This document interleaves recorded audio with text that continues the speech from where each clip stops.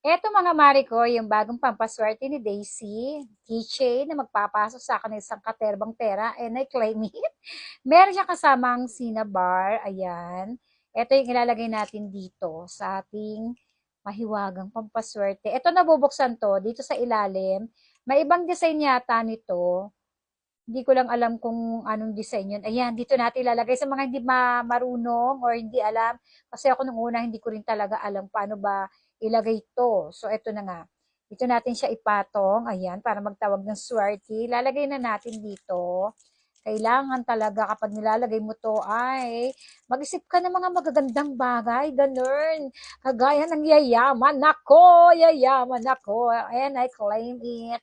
So, ito, dahan-dahan natin siya ilalagay dito. Bubuhos ko lang siya. Yan. Yes, yayaman ako, yayaman ako, yayaman ako, yayaman ako. O, di ba? Ayan na siya. Nalagay na natin and i-close na natin siyang maigi. Ito. Pag kinulose mo, kailangan saradong-sarado para hindi siya mabubuksan. So, iganito mo siya. Kanina kasi, nung binubuksan ko siya, tinutuklip ko, naiikot pala siya. Sabi ko, paano ko ba ilalagay yung yung powder?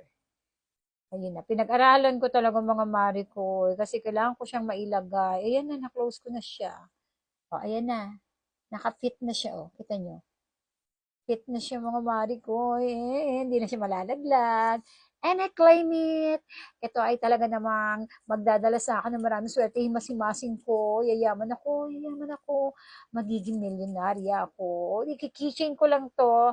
Pwedeng sa susi nyo, sa kotse nyo, gano'n sa sasakyan nyo, sa pitaka nyo, sa bag nyo, depende sa inyo.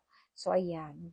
Hinihimas-himas ko mga mari ko. Ay, kung kagaya kita na mahilig sa mga Lucky Charm, bumili ka nito kasi carry to ng budget natin. 60 pesos lang Mars. Wala pang 100. Pero syempre yung presyo, depende pa rin kay TikTok at kay Seller. Minsan nababago kasi yan eh. Click na sale basket kung gusto yumaman. Ako yan, syempre!